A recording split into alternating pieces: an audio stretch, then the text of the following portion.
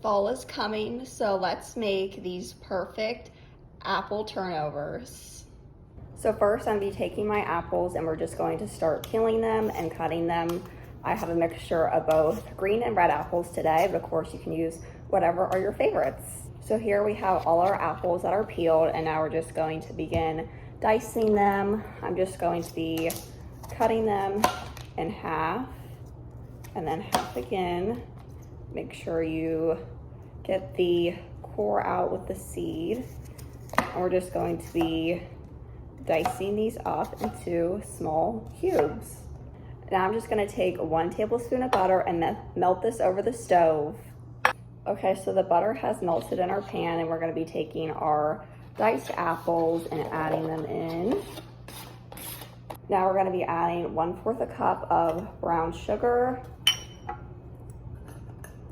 a dash of nutmeg, and 1 teaspoon of cinnamon.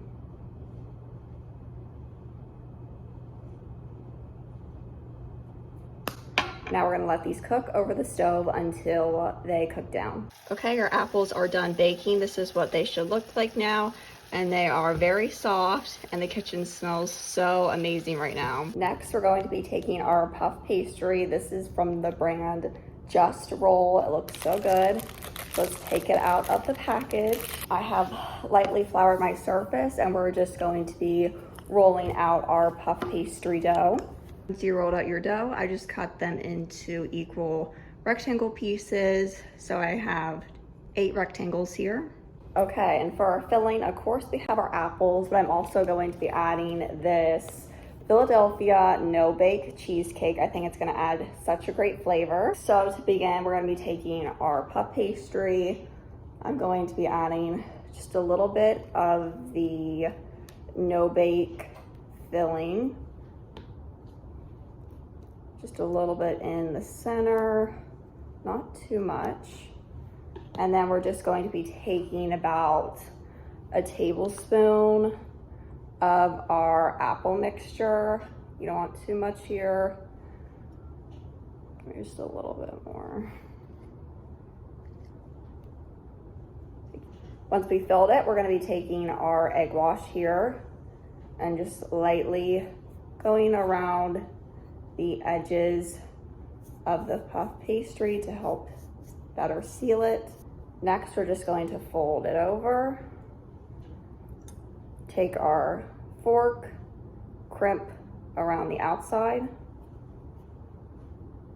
This is gonna help seal the puff pastry, keep everything together.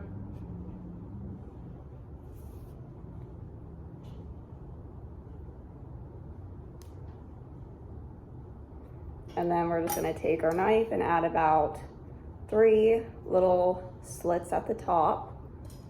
And there we have it. And we're just gonna add it to our baking sheet here. So here's an example of what it should look like when you fill it up.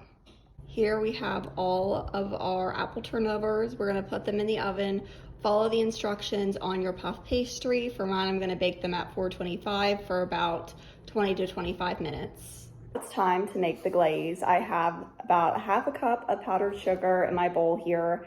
I'm just going to be adding about probably 2 tablespoons of milk for our frosting. You may have to adjust it to whatever thickness you're aiming for. Let's just give this a mix. And now we have our glaze. Okay, they just came out of the oven and they look so good. I let them cool slightly, and now we're gonna frost them. Okay, time for the fun part, going to frost. I'm gonna drizzle just a little bit over the top. Oh, they look so good. And the kitchen smells amazing. I cannot wait to try these. Okay, and here we have it. They are frosted and they look amazing. Okay, now it's time for the taste test. Look at this. This just looks amazing. The underside is so crispy. Let's break it into half. Whoa, look how flaky it is. You can see that the steam is coming out. Look at that. Wow, that looks incredible. All right, now let's take a bite. These are still very hot, but it is so good. So crispy and flaky, and the apple mixture in the middle just tastes phenomenal. And the cheesecake filling really adds such a great touch.